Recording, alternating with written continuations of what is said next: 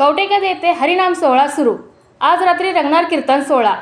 कवटेकंद तालुका तासगाव येथील श्री विठ्ठल रुक्मिणी मंदिराच्या सभा मंडप जीर्णोद्धार व हरिनाम सोहळा निमित्ताने आज सकाळी पहाटे काकड आरती, अभिषेक महापूजा, ध्वजारोहण, मंडप पूजन, वीणा पूजन, ग्रंथपूजन, अखंड वीणा, ज्ञानेश्वरी पारायण सोहळा शुभारंभ असे विविध कार्यक्रम मोठ्या उत्साहात आणि भक्तिभावाने संपन्न होत आहेत।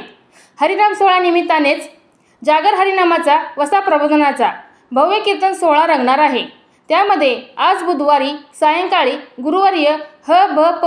विठ्ठलदादा वास्कर महाराज पंढरपूर, तर गुरुवारी रोजी ह.भ.प.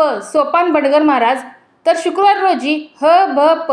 विजय मस्कर महाराज यांचा सुश्राव्य कीर्तनाचा सोहळा होणार आहे।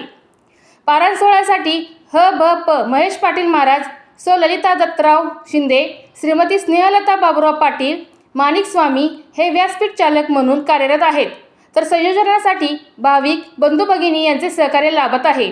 सर्व कार्यक्रम विविध मान्यवरांच्या उपस्थितीत संपन्न होत आहेत। या सोहळ्यासाठी पंचक्रोशीतील भाविक बंधू भगिनींनी सहभाग व्हावे असे आवाहन विठ्ठल रुक्मिणी मंदिर, आकाशतारा मित्र मंडळ, भाविक वारकरी संप्रदाय कवटेकंद व नागाव कवटे यांच्या वतीने करण्यात आले आहे। पाहत रहा आपल्या माणसाचा आपला चॅनल विजन न्यूज सांगली। वार्तांकन सौ शुभांगी जाधव।